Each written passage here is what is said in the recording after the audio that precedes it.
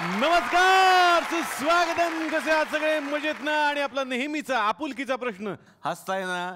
हसत राहिलंच पाहिजे, कारण घेऊन आलो तुमचा आवडता कार्यक्रम कॉटन किंग प्रस्तुत. चला हवा येऊ द्या. तर मंडळी, माझ्या एंट्रीलाच मी एक गाणं म्हटलं, संदेश से आते हैं. पण काय, सध्या व्हॉट्सअप आणि फेसबुकचा जमाना आहे, त्याच्यामुळे संदेश येतच नाहीत ना. पण पूर्वीचा एक जमाना होता जेव्हा एकमेकांना पत्र लिहिली जायची, ज्याला आपण टपाल असं म्हणायचो. पूर्वीच्या काळी प्रेमवीर बघा ना, पत्र वगैरे लिहायचे, मग प्रेयसी त्याचं उत्तर पाठवायची. माझे एक सिनियर डॉक्टर मित्र होते, मी त्यांना विचारलं, तुमच्या वेळेला काय तुम्ही पत्र वगैरे लिहायचा का? हो म्हणाले, मी माझ्या प्रेयसीला, जी डॉक्टर नव्हती, तिला 30-35 पत्र लिहिली. म्हटलं काय छान आहे ना? काय छान आहे म्हणे, माझं डॉक्टरचं अक्षर, तिला अक्षर लागायचंच नाही. मग काय, मग ती मेडिकलवाल्याकडे जायची ते अक्षर लावून घ्यायला, आणि तो तिला वाचून दाखवायचं पत्र. म्हटलं किती मदत केली त्याने? हो, खूप मदत केली म्हणे, आता तोच तिचा नवरा आहे. तर अशा गमती जमती पूर्वी घडायच्या मंडळी. पण कसं आहे, आता व्हॉट्सअप आणि फेसबुकचा जरी जमाना असला तरी आत्ताच्या काळामध्ये टपाल या विषयाला घेऊन एक फिल्म येते, आणि याच सिनेमाची संपूर्ण टीम आज माझ्या कॅफेमध्ये माझ्या विनंतीला मान देऊन कॉफी प्यायला येणार आहे. तेव्हा आपण जोरदार टाळ्यांनी स्वागत करूयात एका अशा अभिनेत्याचं, ज्यांची प्रत्येक फिल्म काही ना काहीतरी सांगणारी असते, काहीतरी संदेश त्याच्यामध्ये दडलेला असतो, आणि ज्यांनी चित्रपटसृष्टीचे जनक दादासाहेब फाळके आमच्या समोर साकारून इतिहासाचं दर्शन घडवलं. जोरदार टाळ्यांनी स्वागत करूयात अभिनेते नंदू माधव यांचं.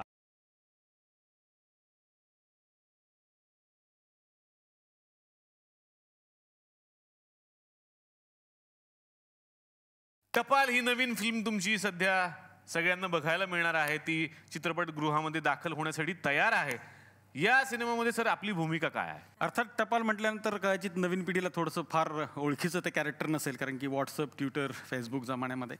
पण मला, तुला कदाचित लहानपणी तू बघितलं असेल की काकांनी पाठवलेलं पत्र, आजीनं पाठवलं, तू घरी पाठवली पत्र मित्रांना. जो पाठवणारा आणि जो पोचवणारा आहे त्यामधला पोस्टमॅन, त्या पोस्टमॅनची मी भूमिका करतो. पण फिल्मची स्टोरी काय आहे सर? सगळींना मी विचारणं, पण थोडीशी आम्हाला सांगितलं तर बरं होईल. आता 26 सप्टेंबरला यांना येऊ दे ना सगळ्यांना. नाही तर इथेच माझा ऑडियन्स संपला, कारण हे सगळे ऐकणारे जे तुमचा तर एवढा व्ह्युअर आहे की आम्ही ऐकली स्टोरी नंदू माधवांकडनं. त्यामुळे मी काही स्टोरी सांगत नाही, ती पत्राची स्टोरी आहे. या चित्रपटामध्ये मला वाटतं की पहिल्यांदाच मराठी आणि हिंदी चित्रपटातही असं बॅकड्रॉप असलेला टोटल, की जो पोस्ट खात्याचं आहे ते पत्र, कारण की मी नुसतं एक पत्र नाही आहे, अशी खूप पत्र आहेत. ह्या घरात, त्या वाडीमध्ये, त्या चाळीमध्ये, त्या गल्लीमध्ये असं पत्र वाटत हिंडतोय, लोकांचे सुखदुःख बघतोय. असा खूप एक मोठा फेरफटका तुम्हाला या चित्रपटात बघायला मिळणार. क्या बात आहे, क्या बात आहे. यासाठी तुम्हाला खूप साऱ्या शुभेच्छा देतो, आणि मी तुम्हाला विनंती करतो, प्लीज तुम्ही आमच्या सोबत बसा. जोरदार टाळ्या. तर सिनेमातल्या पोस्टमन काकांची ओळख झालेली आहे, आणि आता वेळ झाली या मंचावरती त्यांच्या अर्धांगिनीला बोलवण्याची, म्हणजे सिनेमामधल्या अर्धांगिनीला बोलवण्याची वेळ झालेली आहे. या सिनेमामध्ये तुळसा ही व्यक्तिरेखा ज्यांनी साकारलेली आहे, तुमच्या आमच्या सगळ्यांच्या लाडक्या अभिनेत्री, जोरदार टाळ्यांनी स्वागत करूयात वीणा जामकर यांचं.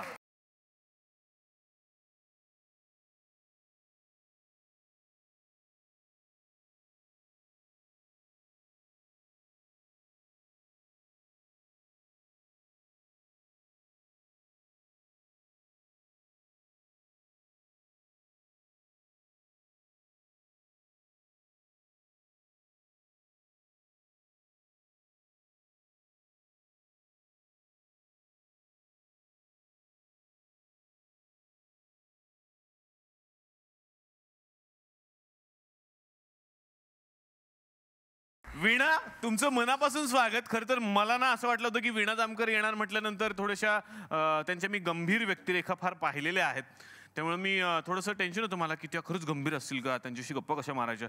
आल्या आल्या वेगळंच रूप बघायला मिळालं मला. मैं जैसी दिखती हूँ वैसी हूँ नहीं.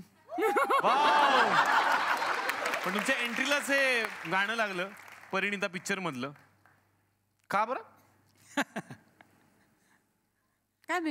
काय माहित, बरं मीच सांगतो. खरंच तुम्ही आज खूप सुंदर तर दिसताय, पण विद्या बालन सारखे नाही दिसत या. नाही, विद्या बालन वीणा जामकरांसारखी दिसते. क्या बात. हे मला पटलेलं आहे, हे मला पटलेलं आहे की विद्या बालन या वीणा जामकर यांच्यासारख्या दिसतात. पण वीणाजी, मनापासून स्वागत. जोरदार टाळ्यांनी या कॅफेमध्ये आपण त्यांचं स्वागत करूयात. खूप गप्पा मारायच्या आहेत सिनेमाविषयी, तुमच्या करिअर विषयी. मी तुम्हाला विनंती करतो, प्लीज तुम्ही आमच्या सोबत बसा. तर म्हणजे आता या मंचावरती मी बोलावणार आहे आणखीन एका अभिनेत्याला. खरं तर त्यांना ज्येष्ठ म्हणावं, श्रेष्ठ म्हणावं की काय म्हणावं मला कळत नाही, पण ते जेव्हा येतात ना तेव्हा इतके मित्रासारखे येतात की मला वाटतं की अरे यांची तर इंडस्ट्रीमध्ये आत्ता कुठेतरी एंट्री झालेली असेल. तेजाब तुम्ही सिनेमा पाहिलेला आहे, सरफरोश सिनेमा पाहिलेला आहे, हिंदी सिनेमा तर आहेतच आहेत, पण आपल्या मराठी सिनेमातले विनोदाचे ते बादशाह आहेत. जोरदार टाळ्यांनी स्वागत करूया तुमचे आमचे सगळ्यांचे लाडके जयवंत वाडकर.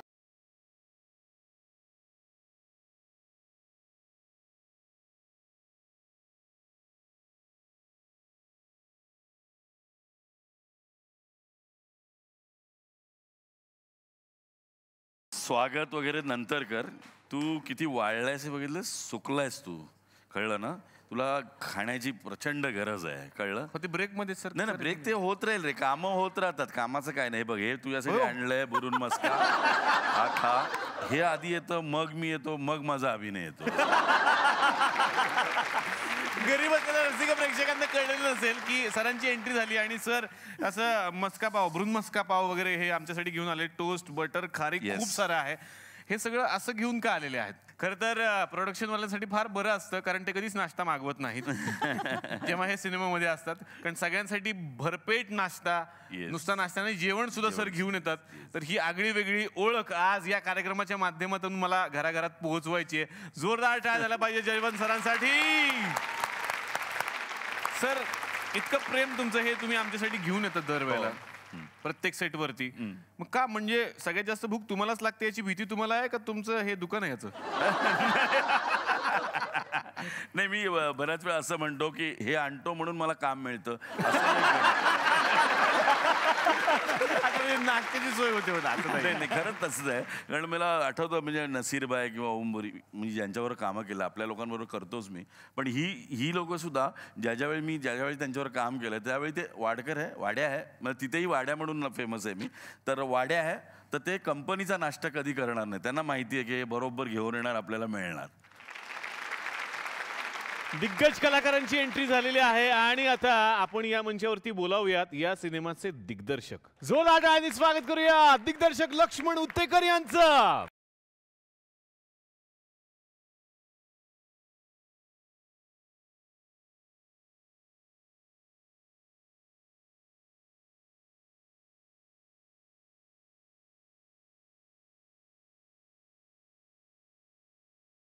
सरांच्या एंट्रीला इंग्लिशचं म्युझिक वाजलं.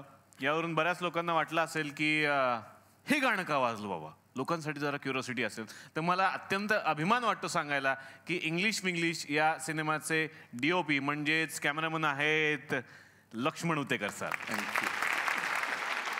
तर सर, सिनेमाचे हिरो तुम्ही आहात. नाही, या सिनेमातला मी पोस्टमन आहे, पण या सिनेमातला हिरो हा एक 10-12 वर्षांचा मुलगा आहे, रोहित उत्तेकर. तर त्याला तू बोलाव, तो हिरो आहे. जोरदार टाळ्यांनी स्वागत करूयात या चित्रपटाच्या हिरोचं, रोहित उत्तेकरचं.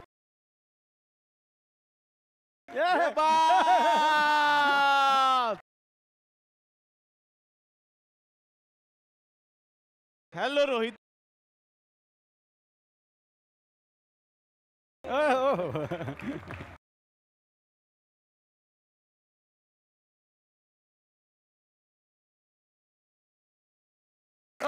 तर सिनेमाचा हिरो आलेला आहे. नाही, तू आता त्याला हिरो म्हणतोस ते बरोबर आहे, कारण की मी हा उलगडा केला. तू आता मला मगाशी म्हणत होतास की नंदू सर तुम्ही हिरो आहात या चित्रपटाचे. कारण ज्यावेळेस मला लक्ष्मणनं ही स्क्रिप्ट ऐकवली त्यावेळेस ओबेरॉय मॉलमध्ये, आणि आम्ही तिथे बसलोत, आणि मग आला म्हणाला की एक पोस्टमनचा रोल आहे, हिरो आहे, सगळं तुमचाच रोल आहे आणि तुम्ही मेन रोलमध्ये आहात, आवडेल का तुम्हाला? मला अरे निश्चित आवडेल. काही दिवसांनी मला वीणा भेटली. सर, आपण बरोबर काम करतोय ना, कारण की मी हिरोईन आहे, मी मेन रोल आहे, मला कळलेलं आहे. बरं, वाडकर आमच्या सोसायटीतच राहतो बिंबिसार नगरला. काही निमित्तानं आम्ही रोज भेटत असतो मॉर्निंग वॉकला वगैरे. तो मला मी लक्ष्मण उत्तेकरचा मेन रोलमध्ये एक पिक्चर करतोय. आणि नंतर सेटवर गेल्यावर आम्हाला कळलं की आमचा रोहित उत्तेकर मेन रोलमध्ये. वा वा वा वा. आणि त्याच्यानंतर तू आता चित्रपट बघशील तर त्यात आम्ही कोणी हिरो नाही, तर टपाल हिरो आहे. हिरो आहे. वा वा वा. या गोष्टीकडे यायचंच आहे मला. दिग्दर्शक साहेब बसलेले आहेत आणि सर, तुमचं आणि यांचं आडनाव सेम आहे. मग हे तुमचे कोणी नातेवाईक आहेत की काय? माझ्या गावातला आहे तो. अच्छा, पोलादपूर तालुक्याचा. पोलादपूर, रायगड जिल्हा. बर बर बर. मग या हिरोचा शोध कुठे लागला रोहितचा? ह्या हिरोचा शोध कसा लागला हे निलेश तो ऐकशील ना थक्क होशील. सांगा ना सर. मी मुलं शोधत होतो रंग्याच्या रोलसाठी. म्हणजे गावात जवळजवळ 1 महिना मी राहिलो, तालुक्यातल्या सगळ्या शाळा पालत्या घेतल्या आणि तो मुलगा भेटतच नव्हता. आणि मग शेवटी एका शाळेत मी ऑडिशन्स घेत होतो काही मुलांची आणि त्याच दिवशी रात्री मला निघायचं होतं, मुंबईला दुसऱ्याची शूट होतं. आणि मी मुलांना प्रश्न विचारत होतो की नाव काय, कुठला रंग आवडतो, ॲक्टिंग केली काय, कधी नाचता येतं का, काय काय काय काय. आणि सूर्य माझ्या मागे होता आणि त्या मुलांच्या चेहऱ्यावरती शॅडो. आणि मला कळलं नाही की हा शॅडो कोण क्रिएट करतंय. मी मागे वळून बघितलं तर माझ्या मागे झेंडावंदनाचा तो पॉल असतो, रॉड असतो ना, पाईप, त्याच्यावर चढून हा त्या मुलावरती शॅडो क्रिएट करत होता. अरे बापरे. आणि मी मागे वळून पाहिलं, म्हटलं काय करतो वरती? नाही, असाच बसलोय. म्हटलं ही बसायची जागा आहे, खाली आला आणि मी ते फोटो काढायला सुरुवात केली. त्यांना नाव वगैरे विचारलं, एकही फोटो सरळ दिला नाही. रंग्याचा रोल थोडासा रोमॅन्टिक आहे, निष्पाप निरागस रोमॅन्टिक. हा रोमॅन्टिक आहे. हा. तर मी म्हटलं काय रे, कुठली मुलगी आवडते का वर्गात? मग आणि तुला माहिती आहे शाळेत त्याच्या वर्गातल्या एका मुलीला त्याने तांदळाच्या भाकरीवर तुम्हाला लय आवडतेस म्हणून लिहून दिलं होतं स्केच पेनने. तांदळाच्या भाकरीवरती लिहिलं होतं तू मला लय आवडते. खरं हे मला ऐकायला. अरे मग तिचं नाव तरी सांगा मला. सरिता. सरिता. बर, सरिता तुझ्याच वर्गात आहे? हा. आता ती ऐकेल ना. आणि तिला ते भाकरीवरतीच लिहून द्यायचं का? म्हणजे कुठनं सुचलं की भाकरीवर लिहून द्यावं? नाही, मी म्हणजे दुसऱ्या पोरांचं बघितलं, मला पण प्रेम करायचं वाटलं म्हणून पण लिहून दिलं. किती निरागस असावं. मी दुसऱ्या पोरांचं बघितलं, मला लिहावंच वाटलं लिहिलं. म्हणजे थोडक्यात गुरु बघा ना किती आहेत त्यांचे. बाकीची मुलं असं तांदळाच्या भाकरीवर वगैरे लिहून देतात? नाही, ते समोर असं बोलतात मुलीला. कळलं का ते निरागस? फार निरागस प्रेम आहे. मला या निष्पाप आणि निरागस प्रेमाकडे यायचंय खरं तर. मला खूप आनंद झालाय आज तुम्ही आमच्या घरात आलेला आहात सर. काय ना, आमच्या घरात काही लोक आहेत सर. तुम्ही टेलिव्हिजनच्या माध्यमातून हा शो बघत असाल. माझे एक बाबा आहेत. बाबा आलात तुम्ही? माझं टपाल आलं. टपाल हो, तुमचं टपाल आलं, व्हॉट्सअप आलं, सगळं आलं. सगळं आलं ना. पाहुणे आलेत. पाहुणे हे काय पाहुणे बसलेत? अरे वा वा, अरे काय माणूस, केवढं मोठं माणूस आलंय माहितीये का? कोण? विनोद खन्ना. विनोद खन्ना गाणी किती फेमस आहे, मी फॅन आहे यांचा. कुठली गाणी बाबा? ते आहे ना गाणं,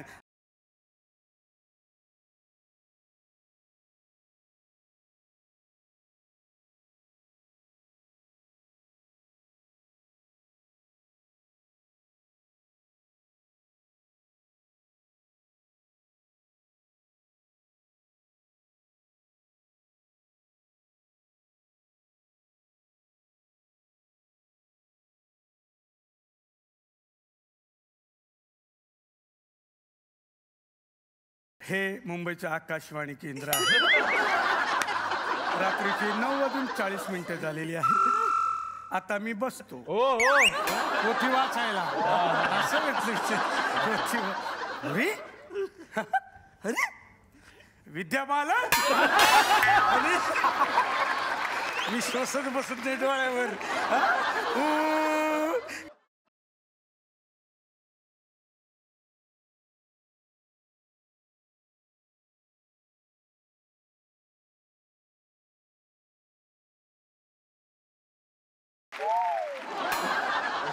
नाना पाटेकर. अरे बाबा, हात्या हात्या हात्या हात्या हात्या असं असं. बता एक गव्हाचा पीठ कोण सानी बाजरी का पीठ बता. अरे बनाने वाले ने समोसा नहीं बना, तू कौन होता है बनाने वाला? ए मला बाई. अरे हबो पोकीमान. पोकीमान कसं आहे बाबा तू? बरं आहे ना बाबा. हा बघ, हा टेडी बेअर बघितलास का? हा किती मस्त आहे ना. अरे वा. कापूसच भरलाय सगळा. सेलवर आहे. वेगवेगळं सेल बिल लावलेलं. बोलतो असं बोलतो. मला पाहिजे. मला सांगा कितीला दिला. कितीला दिला कितने मी दिया बोलो. पप्पा काय तुम्ही बोलताय? कशाला पाहिजे तुम्हाला ते? अरे पाहिजे म्हणजे तुला सांगतो 8 तरी गाद्या बनतील. एवढा कापूस भरलाय. तुम्ही काय बोलताय? ते हसतायत म्हणून तुम्ही गंमत करताय. त्यांची वाडकर आहे ते, वाडकर. काय हा अच्छा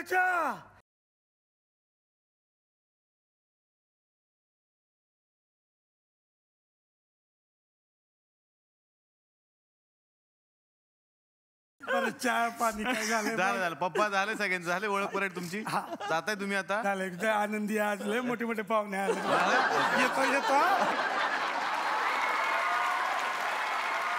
सर, टपालमधून आम्हाला काय बघायला मिळालं? कारण नाव खूप युनिक आहे, खूप छान आहे. टपालमध्ये एक रंग्या 10 वर्षाचा मुलगा, त्याने लिहिलेलं टपाल, त्या गावातले पोस्टमास्तर, त्यांची बायको तुळसा, ह्या तिघांचं एक भावविश्व, त्यांचं एक भावनिक नातं आणि त्यांचं हृदयस्पर्शी प्रेम हे टपालमध्ये बघायला मिळेल. त्या टपालामागे चाललेला त्या तिघांचा प्रवास आणि त्या प्रवासात ते कसे एकमेकांच्या विश्वात अडकतात, एकमेकांच्या प्रेमात अडकतात आणि त्याचा शेवट काय होतो ते तर प्रेक्षकांना कळेल. कारण आम्ही टपालावर लिहिले मालकाशिवाय फोडायचं नाही.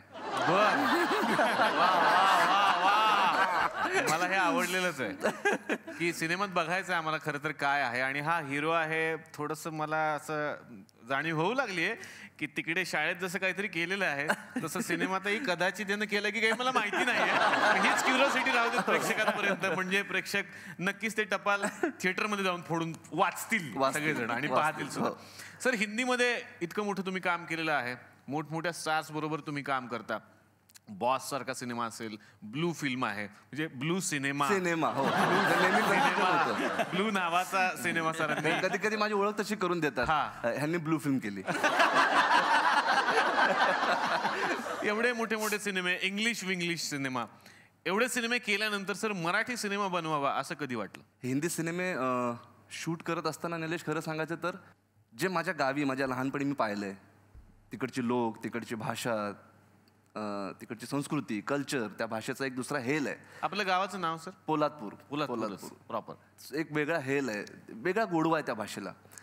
आणि जरी मी हिंदीमध्ये ॲज अ कॅमेरामन वेगवेगळ्या फिल्मचं शूट करत होतो किंवा ॲज अ कॅमेरामन म्हणून काम करत होतो, तरी मला वाटत होतं की माझ्या लहानपणी मी जे अनुभवलं, जो माझा एक्सपिरियन्स आहे ते मला कुठेतरी एक्सप्रेस करायचं होतं. आणि ॲज अ कॅमेरामन तुम्ही नॉर्मली सेटवर तुला माहिती आहे, म्हणजे ॲज अ कॅमेरामनचं काम असतं की डायरेक्टरचं विजन त्याच्या लाईट्स आणि कॅमेराद्वारे लोकांपर्यंत पोहोचवणं, ट्रान्सलेट करणं, तो मीडिएटर असतो. पण त्याच्या स्वतःच्या ज्या भावना असतात, स्वतःचा जो अनुभव असतो तो अव्यक्त राहतो कुठेतरी, त्याला तो नाही करता येत. आणि मला माझ्या भावना, माझा एक्सपिरियन्स, माझा अनुभव व्यक्त करायचा होता अगदी प्रामाणिकपणे. म्हणून टपाल बनवायचा किंवा टपाल एक चित्रपट बनवण्याचा निर्णय घेतला. लेखक सुद्धा आपणच आहात सर सिनेमाचे? लेखक मंगेश हडवळे, टिंग्या फिल्म. मंगेश हडवळे. डायलॉग्स मी लिहिलेत. अच्छा. शूटिंग केलंय, डायरेक्शन केलंय आणि गीत लिहिलंय आणि काहीतरी आहे आणि अभिनय केला. क्या बात आहे. मला जाणून घ्यायचं काय सर, भूमिका काय आपली याच्यात? चित्रपटात एक भगत आहे आणि तो माझ्या गावावरून येणार होता. बर. आणि तो भगत म्हणजे जसा कॅमेरामन प्रेक्षक आणि डिरेक्टरचा मधला मीडिएटर असतो, ट्रान्सलेटर असतो, तसा हा भगत जो आजारी माणूस आहे किंवा ज्याचं दुखतंय त्याच्या आणि देवाच्या मधला मीडिएटर असतो. देवाला दम देऊन विचारतो काय त्याचं पोर इकडे नाही, त्याचं दुखतंय, काय दुखतंय सांग, असं. आणि तो भगत आला नाही ऐन वेळेला आणि शूट करायचं होतं, सगळा सेटअप रेडी होता. मग मीच ते कपडे घातले, म्हटलं आता काय करणार. खरं तर तो भगत आला नाही असं सांगतोय. मला कळलेली बातमी अशी की त्याला कोंडून ठेवलं तिकडे. टपाल बघायला रसिक प्रेक्षक तर येणारच आहेत, पण आता तुम्ही हिंदीत काम केलेलं आहे, तुमचे खूप मोठमोठे मित्र येणार असतील. क्युरिओसिटी म्हणून मला विचारायचं, कुणाकुणाला बोलवलंय सर? अक्षयने पाहिली, ओहो, अर्जुनने पाहिली. आत्ता 2:30 वाजता इम्तियाज अली येणार आहे. वा. संध्याकाळी 6 वाजता गौरी, बालकी, श्रीदेवी आणि बोनी कपूर हे बघणार आहेत. आणि उद्या मनोज वाजपेयी बघणार आहे. आणि अजूनही काही लोकांना, कित्येक लोकांना बघायची आहे, पण आम्ही प्रमोशनमध्ये एवढे बिझी आहोत की ॲक्च्युली वेळ कमी आहे. आणि 26ला रिलीज आहे. पण मग प्रीमियरला बाकी लोकांना बोलवीनच. सर जरी इतक्या प्रेमानं सांगत असतील ना अक्षय येणार आहे, बालकी येणार आहेत, लोकांना अक्षय वगैरे घरातले वगैरे मित्र कुठेतरी अक्षय नाही अक्षय कुमार येणार आहेत बरं का, बालकी येणार आहेत.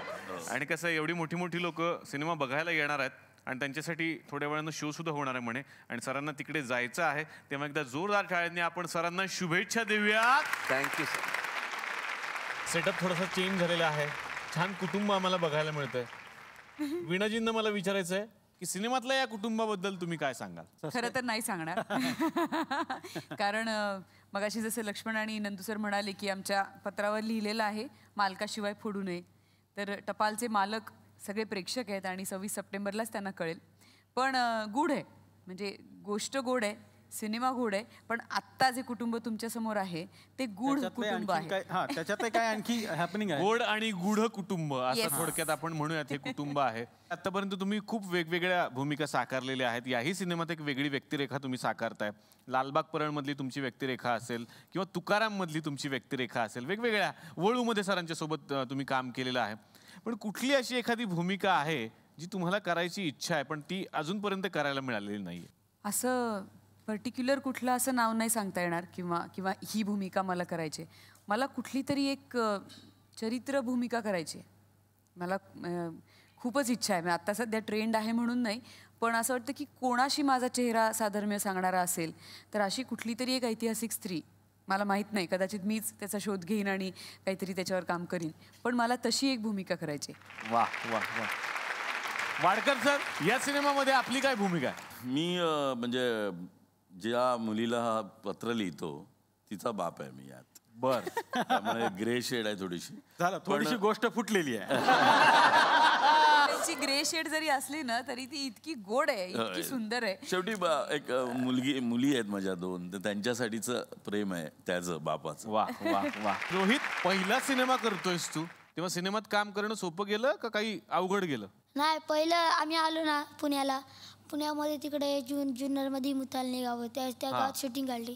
तिथे आम्ही आलो तर ते आम्ही सगळी मुले होतो ना, तर ते आम्ही आलो तर ते आम्हाला वाटलं काय कसं आम्ही म्हणजे आम्ही ॲक्टिंग करणार, आम्हाला घाबरं असं वाटलं.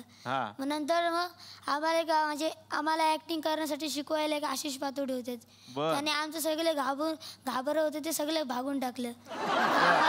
मग आम्ही आपलं सोपं झालं आम्हाला ॲक्टिंग करायला. सोपं झालं एकदम. मग अभ्यास सोपा वाटतो का ऍक्टिंग सोपी वाटते? ॲक्टिंग. मोठेपणी काय व्हायचं रोहित तुला? कोण व्हायचं? मला ॲक्टर व्हायचे मोठेपणी. खरं हिरो आणि हिरोईन म्हटल्यानंतर लागतो तो दिग्दर्शक. मगाशी दिग्दर्शकांबरोबर आम्ही गप्पा मारल्या. असाच एक दिग्दर्शक सर आमच्याही घरामध्ये आहे. तो माझा जुळा भाऊ आहे, जुळा भाऊ.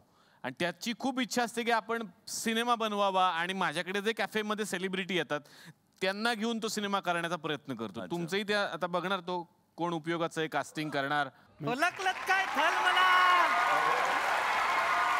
ओळखलत काय थल मला, डायरेक्टर आलाय कोणी, ओळखलत काय थल मला, डायरेक्टर आलाय कोणी.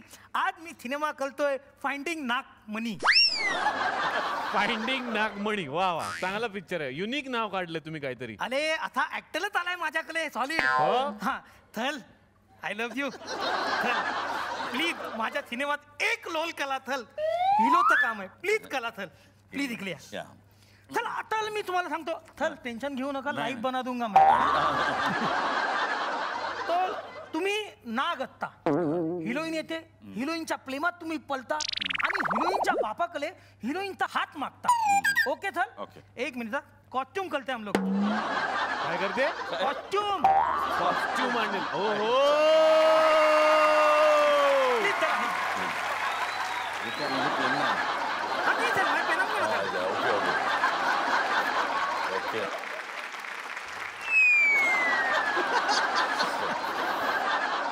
हिरो तैयार है? Okay okay. अभी हीरोइन आएगी, हीरोइन को तुम बुलाओ, आवाज दो, फिर हीरोइन आएगी, हीरोइन का एंट्री होएगा, बुलाओ थल. नाम कुछ है उसका? आई लव यू ऐसा पुकार दो, हीरोइन आएगी. Okay okay. Ready ready ready. थल, I love you.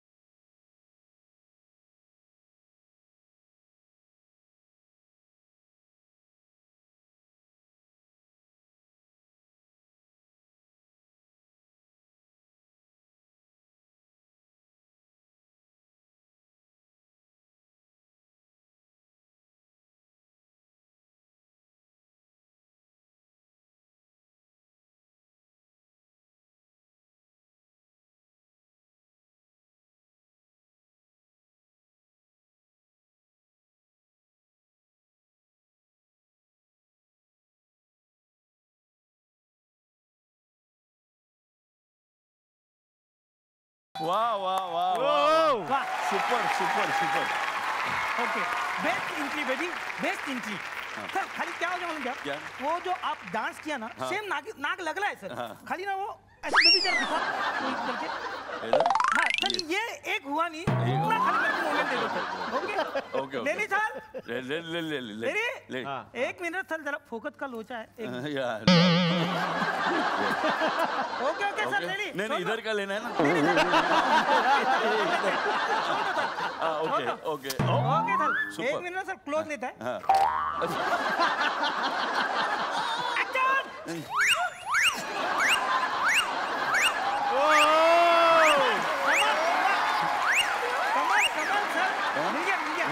Thank you. Okay sir अभी प्रपोज करो ना सर नागिन आय लव्ह यू नागिन. સરસ બહુ સરસ નાક છે. આ નાગિન તો ગુજ્જુ છે. મને ખબર ગુજરાતીમાં मी बेरिंग पकडलंय ना खूप असं सापाचं. ओके हा नागिन बहू आय लव्ह यू. हा तने सू मजामा. रोमॅन्टिक नाही लागला अच्छा अच्छा okay okay Shahrukh okay okay हां आय लव्ह यू.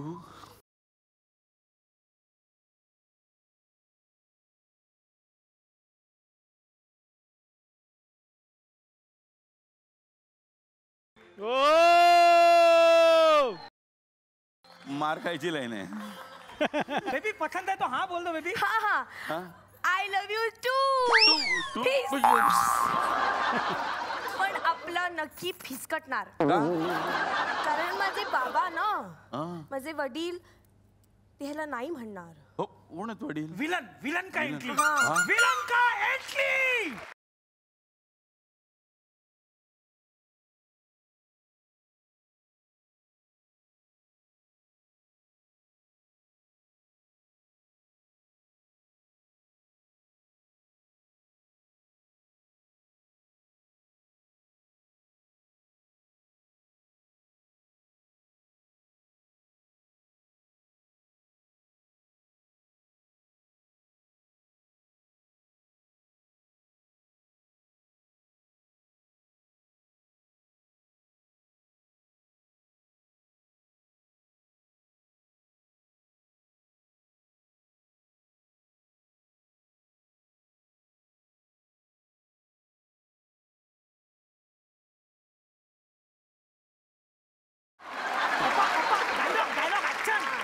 मी है नाग देता.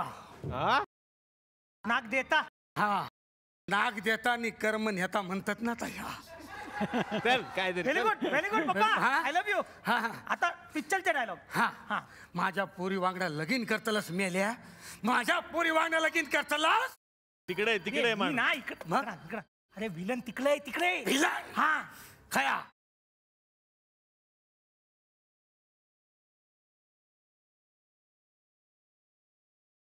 अरे कसा असा ना आमच्यात ना नागाचं लग्न नागाशी होता. नागिनीचं लग्न डायनासॉरशी नाही होत. कसा शक्य.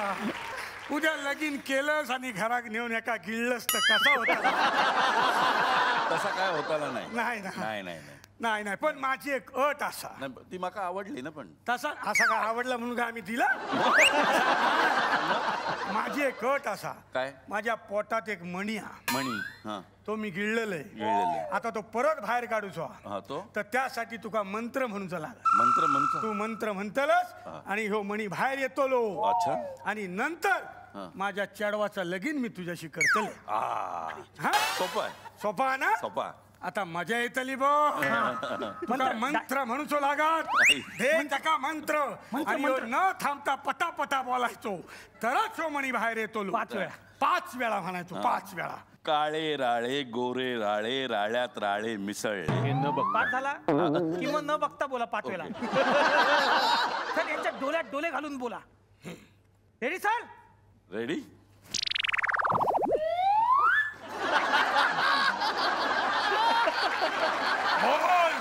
काळे राळे गोरे राळे राळ्यात राळे मिसळले. काळे राळे गोरे राळे राळ्यात राळे मिसळले. काळे राळे गोरे राळे राळ्यात राळे मिसळले. बोलाय 5 बार बोलाय. अरे हैसर इलो तो थांबलं किती. अरे थांबवता नाही पटकन बोल. इलो तो इथपर्यंत परत गेलो ना. आता बोल परत. काळे राळे गोरे राळे राळ्यात राळे मिसळले. काळे राळे गोरे राळे राळ्यात राळे मिसळले. हसू नको. अरे इलेलो हैसर घालवलं. हा बोल. काळे राळे गोरे राळे राळ्यात राळे मिसळले. काळे राळे गोरे राळे राळ्यात राळे मिसळले. काळे राळे गोरे राळे राळ्यात राळे मिसळले.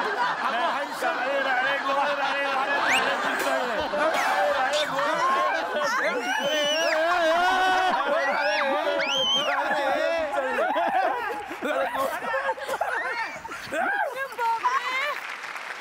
रोहित, आता जेव्हा शाळेत जाशील तू तेव्हा मग रोहित कसा असेल? स्टार रोहित असणार आहे का पहिला होता तसंच रोहित असणार?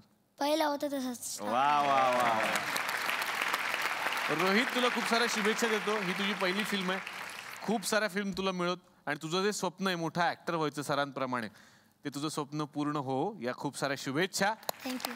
पुढे तुम्हाला त्याचा एक किस्सा सांगतो मी. हा, सर, तो सांगायला मला आवडेल. हा सर. आम्ही बस स्टँडवर एका शूट करत होतो. मी आणि वीणा त्याला घेऊन चाललेलो आहेत आणि बस स्टँड आणि खूप गर्दी. असे गाड्या थांबा थांबा थांबा थांबा. मग असा एक टेम्पो येऊन थांबला. ते टेम्पोतले असे बघत होते.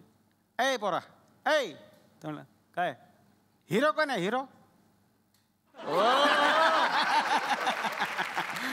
असा जो काही कॉन्फिडेंटली बोललेला आहे ते आम्हाला इतकं आवडलं. ते मला विचारायचं आहे, आई वडील काय करतात? आई वडील शेती करतात. आणि मग त्यांना जेव्हा कळलं की तू पिक्चर मध्ये हिरो करतोयस, त्यांना कसं वाटलं?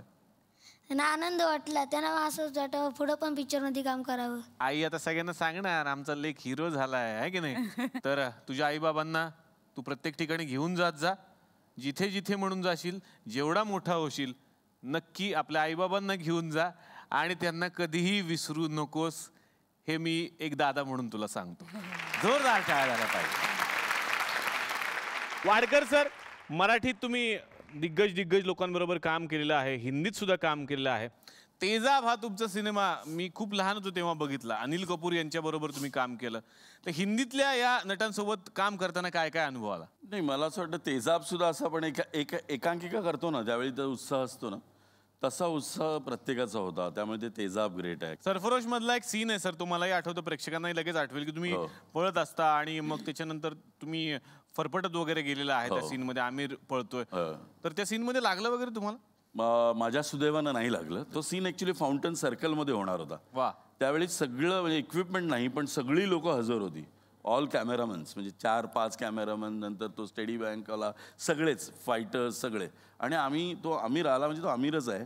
तो आला आणि त्याने ते सीन केला. आम्ही तो अख्खा कम्प्लीट आणि अप्रतिम सीन होता. तुम्ही पाहिलात ना आत्ता, हा सीन तर आहेच चांगला, पण तो सीन याच्यापेक्षा चांगला कोरिओग्राफ केला होता अब्बास मुगलनी. आणि तो केला आणि तो घरी गेला. घरी गेल्यानंतर त्या सगळ्यांचे शूज आहेत, सगळ्या आपल्या सलमान खान, हे सगळ्या लोकांचे शूज इनबिल्ट असतात. तो घरी गेला आणि ते काढलं तर त्याचं नख ऑलरेडी तुटलं होतं आतमध्ये आणि रक्तबंबाळ वगैरे. त्यामुळे आम्ही लगेच 2 दिवसांनी शूट करू शकलो नाही तिकडे. आणि नंतर इतक्या 11th आवरला आलो होतं की आता फक्त तेवढंच राहिलं आहे आणि आपली फिल्म कम्प्लीट, म्हणून मग मागे करायचं ठरलं. आणि मग तो सीन आम्ही शूट म्हणजे रिहर्सल केली सगळं, म्हणजे 300 आपला क्राऊड आणि गाड्या आणि सगळं वॉकी टॉकीज. आणि आम्ही केला सीन, रिहर्स केला. आम्ही तिघे असे चालत येत होतो तिकडनं पुन्हा कस्टम हाऊसच्या इथे. तर त्याला मी म्हटलं की यार आमिर, ये फिल्मी फाइट लग रही है अभी, वो आपण ने जो रिहर्स किया था वो बहुत बढ़िया था. आणि त्याला काय वाटलं माहिती नाही, पुढे गेला आणि मला म्हटलं तू बहुत भाग रहा है, तो मैं ऐसा पुश करू, गिरेगा तू? मी म्हटलं हां गिरूगा ना. कारण तो उत्साह होता त्यावेळी, ते सगळं हे होतं. मला अब्बासनी बाजूला घेतलं. अरे वाट लागेल तुझी, तू वेडायस का, काय लागेल माहिती तुला, बात कर रहा है तू? मैं बोला नहीं अभी मैं, तोपर्यंत आमिर मला माहिती झाला होता. मला नाही, अभी मैं उसको बोला ना, अभी मैं करूँगा. मैं कुछ भी कर, तू तेरू क्या सेफ्टी देने का देख मेरे को. मग त्याने आम्ही जे ट्यूबलाईट फोडतो आपण ते पार्टीवर वगैरे, त्याचं असतं मटेरियल, ते त्यांनी मला पॅन्टमध्ये घालायला दिलं, पुढे आणि मागे. ते मी घातलं आणि मला फक्त बोलला तू इथे पड. आणि मला अक्षरशः आमिर बोलला अबे उठ ना उठ, कारण का मी तर माझ्या जोशात ना फाईट करतो, उठ उठ जल्दी बस आहे पिछे. आणि अक्षरशः ते मी नंतर उठलोय आणि मग मला घेऊन गेलं. आणि नंतर मला मनोजनी जे कानपटात मारलंय तेव्हा आमिर त्याला मनोज जोशीला म्हटलं अबे क्या मार रहा है यार तू, लगेगा ना उसको, इतना गिर गया बिचारा. म्हणजे त्याचं मला लागलं होतं खरं, पण ते नाही होतं लागलं. त्याचा फोर्स असतो मला. वा वा. पण मला हेच सांगायचं इथे सगळ्या आमच्या मराठी प्रेक्षकांना की म्हणूनच मराठी अभिनेत्यांचं सगळ्या जगात कौतुक होतं ते या डेडिकेशनसाठी. एकदा जोरदार टाळ्या. येस. हरिश्चंद्रची फॅक्टरी इतका उत्तम सिनेमा आणि त्याच्यामध्ये दादासाहेब फाळकेंची भूमिका तुम्हाला साकारायची होती. काय होता हा सगळा अनुभव? आता आपल्या क्षेत्रातल्या पायोनियरचं काम करायचं कुणाला नाही आवडणार. म्हणजे ज्या क्षेत्रात नुसतंच नाट्यक्षेत्रात चित्रपट क्षेत्रामध्ये जो त्याचा पायोनियर आहे, प्रत्येकाला आपापल्या क्षेत्रामधले पायोनियर आहे. आणि तो अनुभव गुदमरून टाकणारा होता निश्चितच. वा. कारण 100 वर्षापूर्वी आपली इंडस्ट्री सुरू झाली त्यावेळेस कुठल्या विचारानं, कुठल्या ध्येयानं, कुठल्या गोष्टीनं प्रेरित होऊन त्या माणसानं सुरू केली, मग त्याच्याबद्दलचं वाचणं, त्याच्याबद्दलचा अभ्यास करणं आणि मग तो चित्रपटाचा शूटिंगचा कालावधी, त्याच्या आजूबाजूचं वाचन, हा सगळा तो एक प्रवास होता. आणि त्याच्यात खरं तर आपल्याकडे डॉक्युमेंटेशन फार राहत नाही, त्यामुळे फाळकेंचं डॉक्युमेंटेशन काही नाही आहे. अगदीच काही क्लिप्स आहेत की ज्या क्लिप्समध्ये फाळके म्हणजे त्यांनी त्यावेळेस राजा हरिश्चंद्राचं मेकिंग करून ठेवलेलं आहे. बघ म्हणजे केवढा दूरदृष्टीचा माणूस होता. त्याच्यातलं काही क्लिप्स फक्त आपल्याकडे शिल्लक आहेत की ते, आणि तेही फास्ट फॉरवर्ड आपल्याकडे जसं दिसतं त्याच्यामध्ये ते आपल्याला कट दिसतात. त्याच्यामुळं ते कसे दिसतात, चालतात, बोलतात, हे थोडंसं बोलतात पण नाही कारण साऊंडलेस आहे. हां, ते साऊंड नसल्यामुळे तेही नाही. त्यांच्याबद्दलची 2 पुस्तकं ती वाचली होती आणि गंगाधर मांभरेंचा आणि बापू वाटवेंची अशी 2 पुस्तकं आहेत. तर तो प्रवास खूप गुदमरून टाकणार आणि खूपच छान होता माझ्यासाठी. खूप मजा आली. खरं तर टपाल या सिनेमाच्या निमित्तानं तुम्ही सगळेजण इथं वेळ काढून आलात, तेव्हा या मंचाच्या माध्यमातून मी आवाहन करतो की हा सिनेमा सगळ्यांनी चित्रपटगृहात जाऊनच बघावा.